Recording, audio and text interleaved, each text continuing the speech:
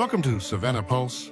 Today we're diving into the astonishing and often misunderstood world of one of the savanna's most resilient predators, the spotted hyena. These remarkable creatures are more than just nature's cleanup crew. They live complex social lives filled with drama, alliances, and a surprising touch of compassion. Join us as we uncover the secrets of their incredible social dynamics and learn why the spotted hyena deserves its rightful place among Africa's most fascinating animals.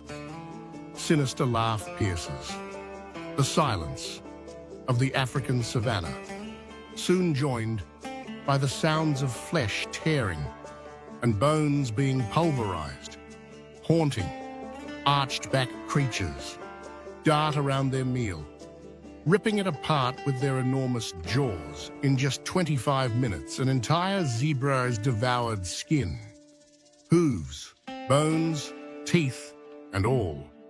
Only a pool of blood remains. The spotted hyena is the most numerous large predator in Africa, with an estimated 27,000 to 47,000 individuals living in the wild. Their habitat includes all types of environments, such as forests, swamps,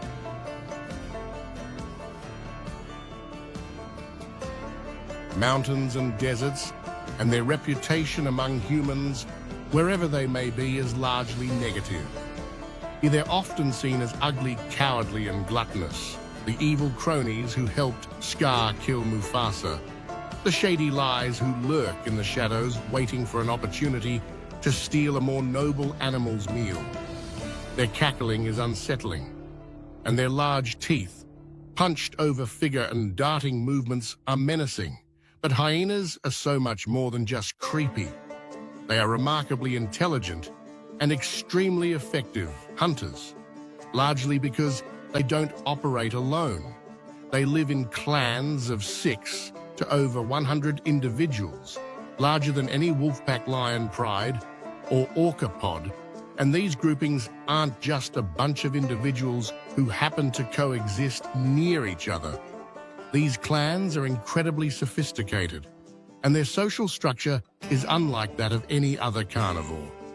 But sophisticated doesn't mean pleasant. The lives of spotted hyenas are filled with brutal and constant competition with other members of their clan. To even get a chance at eating a meal, a spotted hyena must prove its dominance over the others again and again. And for the males, this is even more difficult, because females always dominate them. And while a matriarchal group of animals is not unheard of, it gets even weirder. Female hyenas are not just in charge.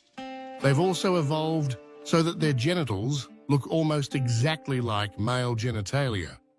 They urinate, mate, and even give birth through this pseudo-penis. Why do hyenas live in such big groups when these groups are filled with constant fighting? Why are the females in charge? And why did their reproductive organs evolve to be indistinguishable from a males of the 4 species of hyena? The spotted or laughing hyena is the largest.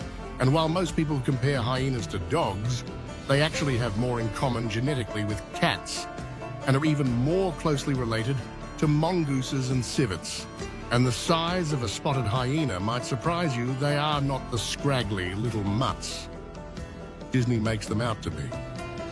They're actually as large or larger than wolves, weighing up to 86 kilos or 190 pounds, and reaching 1.8 meters in length. And for its size, the spotted hyena has one of the strongest skulls of any carnivore. Hyaid are the only existing animal who evolved to crack bones with their jaws, and spotted hyenas are the top among them. Their bite can exert a pressure of 80 kilograms force per square cm, or 1,140 psi, which is 40% more force than a lion can generate, and 15% more than a grizzly bear. Wild hyenas have even been seen cracking open giraffe femur, which measure 7 centimeters in diameter. The teeth of a spotted hyena are built exactly for this, the upper and lower. Third, molars are enormous conical bone crushers. Compare this to an African lion. It's a voracious predator, but does not have the bone-crushing molars that a hyena does. In addition to this, the spotted hyena has a pronounced sagittal crest to which extremely strong jaw muscles are attached. This bone-cracking ability allows them to take advantage of a food source that is inaccessible to most animals, but they weren't always so formidable before the spotted hyena diverged from the striped and brown hyenas 10 million years ago. Its direct ancestor would have been a smaller scavenger-type hyena that could maybe crush some bones but not take down massive prey. But at one point in their evolution, spotted hyenas developed sharp caracals behind their crushing premolar teeth that cut through tough skin like scissors. These teeth, becoming bigger and sharper, meant the hyenas no longer had to wait for their prey to die to eat it, as is the case with solitary scavengers like the brown hyena. They had evolved to become social hunters, unlike other types of hyenas. Spotted hyenas kill about 95% of their food themselves. Scientists have ranked their hunting abilities on par with that of lions and cheetahs. Their large bodies likely evolved as a result of the transition from scavenging to hunting. Scavenger hyenas tend to be smaller, to use less energy while covering great distances in order to find a meal, whereas social hunters need to be bigger to take down large prey. But that's not to say hyenas can't travel great distances and travel fast. They extra long. Front legs let them run at speeds up to 60 km/h, chasing down prey for sometimes kilometers at a time. The size of their prey depends on if they're hunting alone or in a group. While solo, they'll go after smaller animals like birds, rabbits, porcupines, and fish. As their numbers grow, they choose bigger and bigger prey, from gazelle and warthogs to buffalo, and even young rhinos. Once they catch their meal, spotted hyenas give out their characteristic laugh to alert their clan, and the feasting begins within minutes. Entire animals are consumed, and although they are primarily hunters, hyenas don't discriminate when it comes to their food source. They've been seen eating bugs like termites and caterpillars, and also rotting putrid flesh that other animals refuse to eat, and yet they don't even get sick from it. They happily eat anthrax-infected carcasses and are unaffected by infectious disease outbreaks like rabies and distemper, which have killed many lions and wild dogs. One way they fight off these potentially deadly microbes is by having an incredibly acidic stomach. Herbivores who don't eat risky meat have a stomach pH of 4 to 6. Many carnivores who try to stick to fresh meat have a stomach pH of 3.6, and a hyena's stomach pH is less than 2. This high concentration of hydrochloric acid decimates most bacteria before it can do any damage. Hyenas also have a relatively short digestive tract, which prevents bacteria from lingering too long. Hyenas also likely pass small doses of pathogens around as they groom, eat, and compete with each other, which may help build up group-wide immunity to toxins like anthrax. And on top of this, they have naturally high levels of antibodies, but not all spotted hyenas have the same amount. The higher the social status, a spotted hyena has, the more antibodies they carry. Such hyenas are better fed and spend less energy on hunting and nursing injuries. Lower-ranked hyenas do not get such luxuries, and it's not just antibody levels that are at stake when it comes to the social order of hyenas in a hyena clan. Everything comes down to rank spotted. Hyena clans have the most rigid hierarchy structure of any social mammal, and it really pays to be on top. In addition to better health, a higher rank means more food, stronger allies, and the right to reproduce. And in a clan of spotted hyenas, females are always in charge. Physically, female spotted hyenas are larger than males by as much as 20 kilos, so they're also stronger and arguably meaner. At the top of the group is the alpha female. When she has cubs, they're ranked right beneath her. And as they grow up, their cubs are ranked beneath them, and so on. Daughters usually remain in their birth clan for life and build close relationships with their brothers and sisters. One grouping of mothers and daughters is known as a matrilineal group. Separate matrilineal groups often join together, creating one massive clan. These kin groups are organized within the clan by the dominance level of their oldest female. But unfortunately for males, their place is always at the bottom. The life of a male hyena may start out okay if he's born to a high-ranking female, but this is short-lived. Males are only allowed to stay with their families for around 2 to 3 years. After that, they leave the clan. They're born into and beg for admittance into a new one. If accepted, they will rank absolute last, after all females and their cubs, and after other males who joined the clan before them. They are known as immigrant males, and their life basically sucks. They're forced to live on the outskirts, are the last to eat, if there's even anything left, and have absolutely no say in when or with who they get to mate. They are generally riddled with injuries, have worn down teeth from chewing on too many bones, and live half as long as females, while the life of a female isn't nearly as bleak. It's endlessly competitive, while males are known. Appeasers during conflict to avoid losing what little status they have. Females are much more aggressive and are constantly picking fights to gain or keep their rank. Clans are usually stable for many years, but if any of the top-ranking females die, peace is no longer guaranteed. A coalition of the lower-ranking females may topple the alpha female. Coalition from the throne. Females will even kill each other's cubs to maintain their social standing and to cut their rivals' bloodlines short. In one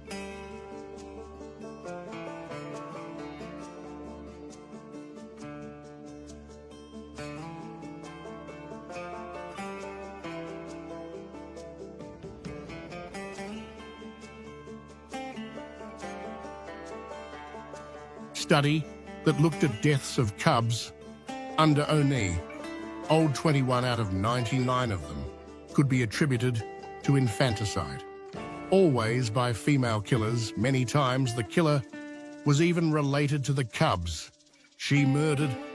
Even littermates have to compete, sometimes to the death. Most litters have 2 cubs, which fight for the right to nurse first. Sometimes one cub will end up killing their weaker sibling. Half of young hyenas die before reaching maturity, so why do hyenas bother living together if there's so much risk? Because whether they like it or not, they need each other.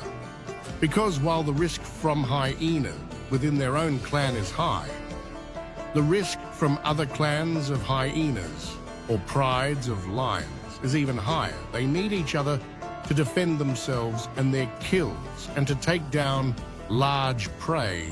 And those immigrant males who all the females seem to hate, they too are recruited to help with hunting or fighting.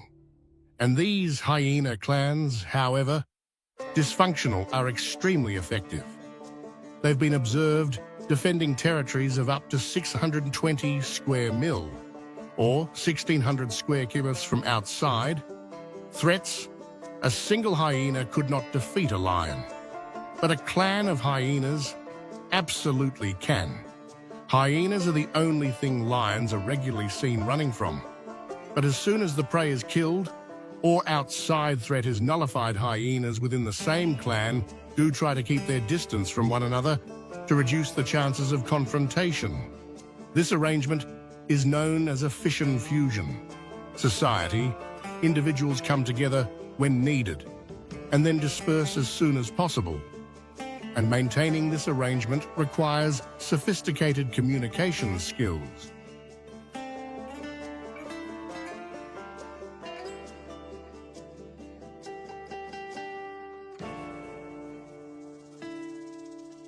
Spotted hyenas have one of the richest vocal repertoire of any terrestrial mammal. Their laugh sounds sinister, but is actually a sign of excitement, fear, or frustration, and their whooping call conveys a wealth of information to their clanmates.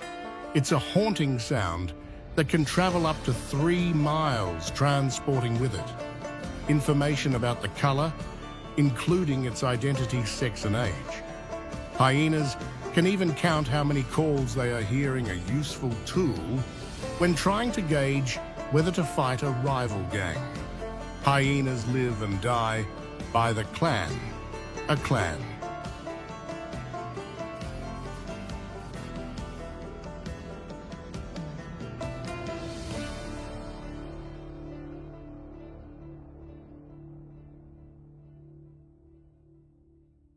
Ruled by females, a clan whose cooperation breeds competition. But there's one more thing about spotted hyenas that's just downright strange.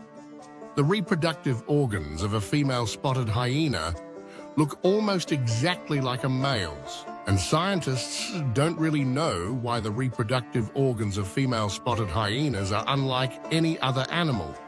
Even other hyena species, they have an unusually long clitoris resembling a penis. It's been classified as a pseudo-penis, or peniform. Peniform clitoris, and is used to urinate, mate, and give.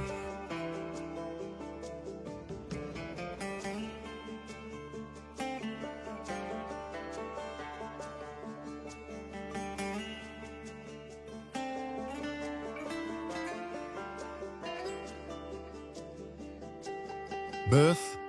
They also have a fused and enlarged labia resembling a scrotum. This atypical anatomy has caused researchers to misgender female spotted hyenas as male, only to discover the truth when they've later given birth. This unusual anatomy means they're the only mammal to lack a vaginal opening, which makes mating and birthing very difficult. To mate, a female retracts the pseudo-penis in on itself, kind of like pushing up the sleeve on your shirt, and creates an opening into which the male inserts his own penis. And while this may be difficult, there's one benefit. That's clear: it gives the female hyenas complete control over who they mate with, because penetration is impossible without their cooperation. But even when mating does occur, the chances of successful reproduction is low. Hyena's reproductive canal is twice as long as a similarly sized animal's, and includes a hairpin turn, making it an incredible difficult journey for sperm, traveling to the uterus, and for cubs during birth. For first-time mothers living in captivity, about 60% of their cubs die.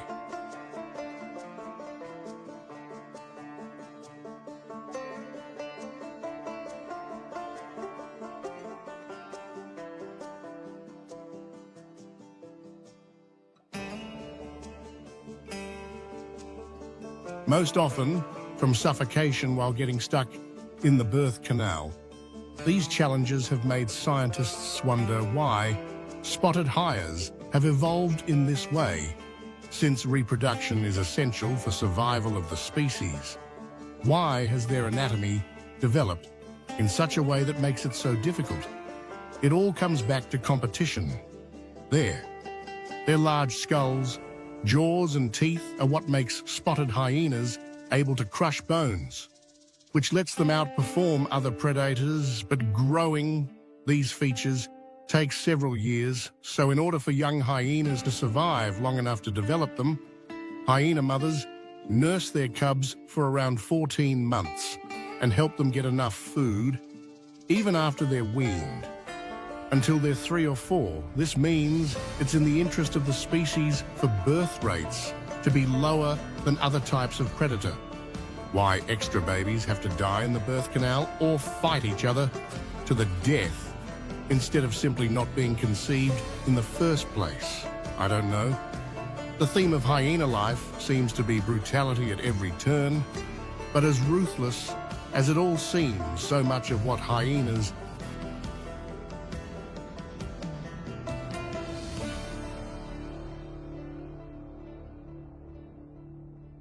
are fighting for is to keep their cubs alive. Hyenas are very caring mothers. When their cubs die, they are distraught, and they do everything in their power to protect them and keep them safe. The reputation of hyenas as creepy, selfish scavengers is largely misplaced. While their lives are rife with hardship and competition, their capacity for cooperation is unrivaled in the world of predators, and their place among the predators of Africa is not lowly behind the cheetahs, leopards, and lions. If anything, clans of hyenas are the top among them all. No one knows spotted hyenas better than the people who study them in the field. And of them, no one is more well-versed than expert biologist and animal behaviorist K. Holcamp. I was lucky enough to snag an interview with her to get the inside story about what it's like to study these amazing creatures in the wild. And our main research tools are a pair of binoculars and a notebook. We can watch them from about this far away. It's just a blast being in the field with spotted hyenas for so long. Dr. Holcamp has seen a huge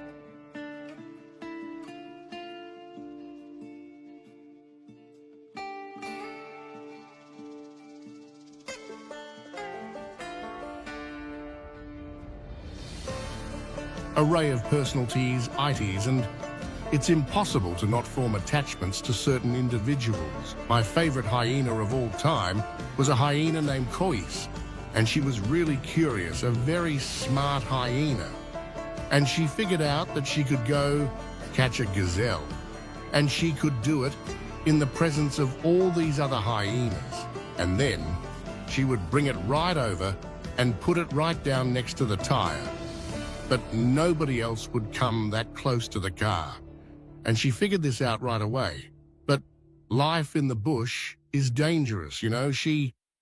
I saw her get bitten in the face by a big cobra once. He had 2 puncture wounds on either side of her nose, and they started welling up blood. And I thought, oh no, you know, she's gonna die now. And she staggered off into the bushes, and I didn't ever expect to see her again. But a couple days later, she comes out of their bushes and she's looking just fine. So her stories about how these animals defy death at every turn are incredible. And she explains what humans stand to learn from their near invincibility. But working in the field is no cakewalk.